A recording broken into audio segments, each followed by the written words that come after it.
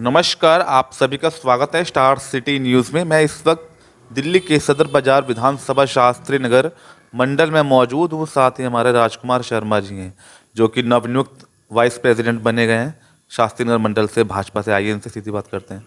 सबसे पहले सर, आपको जो पार्टी ने भी, शीर्ष नेतृत्व ने भी आपको वाइस प्रेसिडेंट बनाया सर, जी। शास्त्री नगर मंडल से। सबसे पहले आप अपनी पूरी टीम को किस तरह से मैसेज देना चाहते हैं? अपनी मंडल की टीम को, बिल्कुल सर। मंडल की टीम एक दूसरे का सम्मान करते हुए और सहयोग करते हुए, मेरा मानना है कि जिस ऊंचाई पर आज पार्टी है उससे और नई ऊंचाइयों पर लेके जाएंगे हम लोग इकट्ठे होकर, एक दूसरे का सहयोग करते हुए।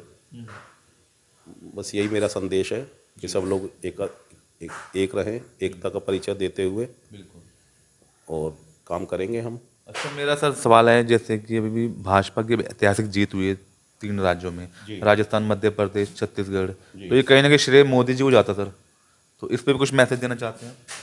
मोदी जी को तो जाहिर बात है, मोदी जी को इसका श्रेय जाता ही जाता है, लेकिन इसके साथ साथ मोदी जी ने खुद स्वयं बोला था कि इसका श्रेय कार्यकर्ताओं को भी जाता है। बिल्कुल जाता सर। क्योंकि जो शीर्ष नेतृत्व से जो कार्यक्रम बनते हैं बिल्कुल बिल्कुल। और हमें दिए जाते हैं, वो कार्यक्रम अगर कार्यकर्ता पूरे दायित्व के साथ नहीं पूरे करेंगे बिल्कुल बिल्कुल। तो इस तरह की जीत मैं नहीं समझता कि मिल सकती है। बिल्कुल, बहुत बड़ी बात इसमें मोदी जी के साथ साथ कार्यकर्ताओं को भी श्रेय जाता है, और इसके लिए सभी कार्यकर्ता जो भी, चाहे वो प्रदेश के हैं, चाहे वो राष्ट्रीय स्तर के हैं, चाहे वो मंडल स्तर के हैं, सभी को मैं शुभकामनाएं देता हूं, और आगे भी ऐसा ही चलता रहेगा, ऐसी मेरी कामना है। जी।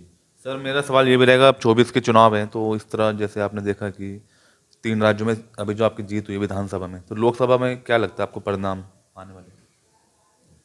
लोकसभा में परिणाम 100% मोदी जी के पक्ष में ही होगा। और ये मैं नहीं कह रहा, आप जिससे भी बात करेंगे, आप इलेक्ट्रॉनिक मीडिया में देख लीजिए, या आगे आप और जो हमारी टीम है उनका भी आप इंटरव्यू लेंगे, जहाँ भी आप बात करेंगे आपको जवाब यही मिलेगा। मतलब ग्राउंड पे अगर हम बात करें, महंगाई एक मुद्दा सर माना जाता है। अब हर चीज़ में आप देख लीजिए, सब्जियों से लेके पेट्रोल से लेके हर चीज़ में महंगाई है। इस पे आप क्या कहना चाहेंगे सर? महंगाई मुद्दा नहीं है। महंगाई एक मुद्दा नहीं रहेगा सर? महंगाई तो देखिए, मैं थोड़ा सा आपका ध्यान ले जाना चाहूँगा सन 78 की तरफ। जी उस टाइम एक फिल्म आई थी, रोटी कपड़ा और मकान, जी। मनोज कुमार जी की। तो उसमें एक गाना था, महंगाई मार गई। महंगाई मार गई, बिल्कुल। ठीक है ना? तो महंगाई, जनसंख्या, ये सब जो मुद्दे हैं ना, ये शुरू से चलते आ रहे हैं। जब से भारत आज़ाद हुआ है ये मुद्दे तभी से चलते आ रहे हैं, और ये कोई मुद्दे नहीं है, इन्हें बनाया जाता है। मगर तो सवाल ये भी है, जब से मोदी आई सरकार बनी है, तो लोगों का कहना है कि महंगाई बढ़ गई, रोजगार में बढ़ोतरी तो हुई नहीं, कटौती हो गई महंगाई और बेरोजगारी को लेकर। नहीं, ऐसा नहीं है। अब मेरा भी अपना रोज़गार है, मैं भी रोज़गार कर रहा हूँ। जिस जगह हम बैठे हुए हैं यहाँ पे हमारी फैक्ट्री हुआ करती थी, ओके ओके। अब हम फैक्ट्री अपने इंडस्ट्रियल एरिया में ले गए।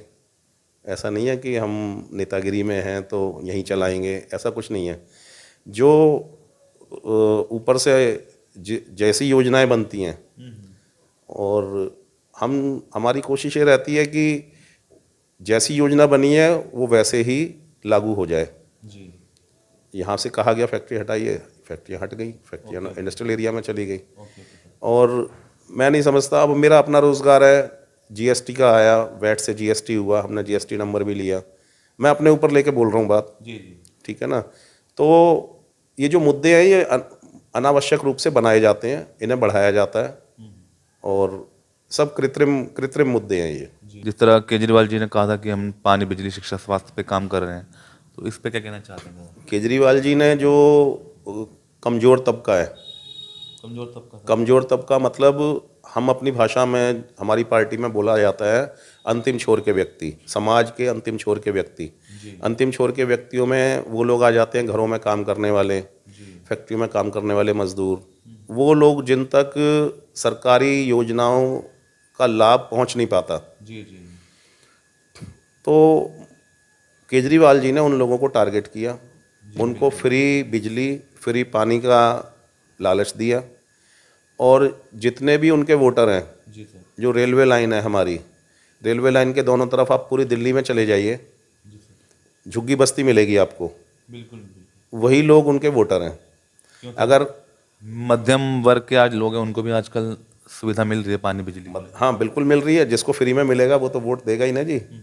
तो अगर आज रेलवे को ये आदेश दे दिया जाए, आपकी जानकारी के लिए बता दूं, रेलवे लाइन के दोनों तरफ एक लिमिट होती है जिसमें कि किसी तरह का अनधिकृत निर्माण नहीं हो सकता, किसी तरह का कब्जा नहीं हो सकता, लेकिन इन्होंने करवाया हुआ है अपनी वोट की राजनीति करने के लिए।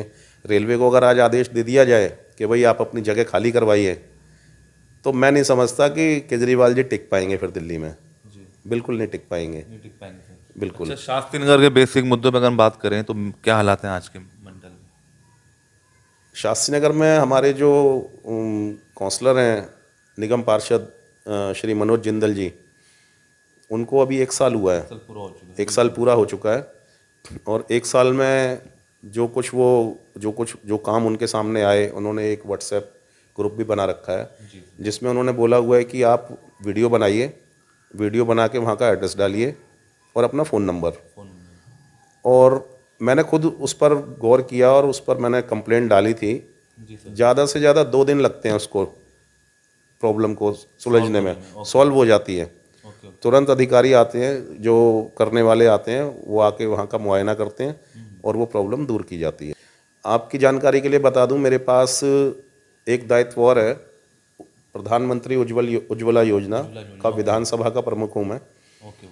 तो उसमें हम देखते हैं कि कौन लोग ऐसे हैं। इसमें खास बात क्या है कि जो महिलाएं हैं, ये सिलेंडर महिलाओं को दिया जाता है और फ्री ऑफ कॉस्ट दिया जाता है। ओके। उनसे कोई चार्जेस नहीं लिए जाते, किसी तरह की कोई रिश्वत या इस तरह का कोई प्रावधान नहीं है। Okay sir. मेरे पास आइए, आप अपना आधार कार्ड दीजिए, मैं उसे चेक करूंगा कि उस पर कोई सिलेंडर बुक तो नहीं है। और परिवार में भी हम चेक करते हैं कि परिवार में हस्बैंड के नाम भी कोई सिलेंडर बुक नहीं होना चाहिए।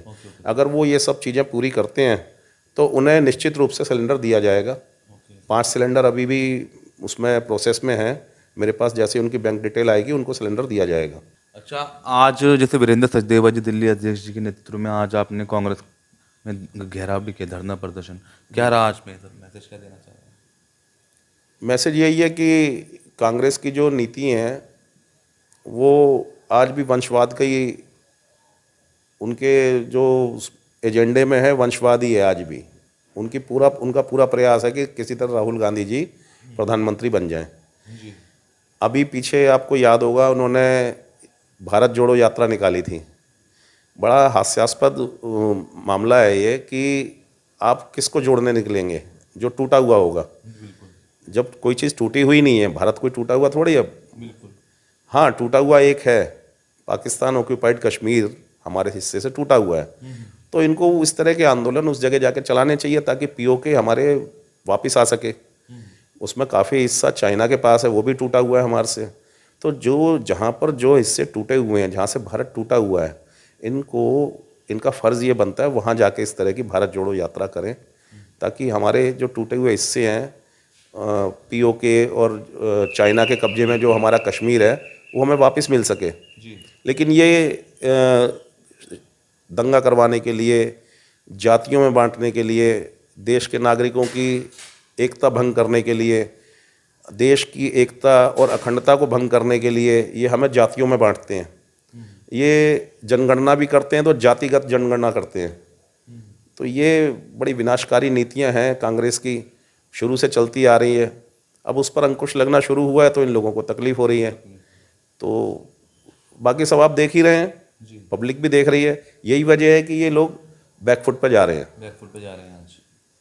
राजस्थान इनके हाथ से निकल गया। ऐसा नहीं है कि हमारे हाथ से नहीं निकला, हमारे हाथ से भी निकला है। जी सर। लेकिन एक मजबूत लोकतंत्र के लिए एक मजबूत विपक्ष का होना बहुत ज़रूरी है। हम कांग्रेस के खिलाफ नहीं हैं, कांग्रेस में और बड़े नेता हैं, लेकिन कांग्रेस में जो ये वंशवाद की नीति है कि एक ही परिवार के लोग नेता बनेंगे, ये गलत है। ये गलत है। हाँ। और कुछ तो नहीं कहना चाहेंगे सर लास्ट में? कुछ जनता में कोई अपील, कोई मैसेज? आने वाले नए साल भी आ रहा है, इसमें कुछ कहना चाहेंगे सर? मैं यही कहना चाहूँगा कि देश के हित के लिए और देश की तरक्की के लिए आप मोदी जी को वोट दें और 2024 में भारतीय जनता पार्टी को बहुमत से जिताएं, जिससे कि देश तरक्की की राह पे और आगे चल सके।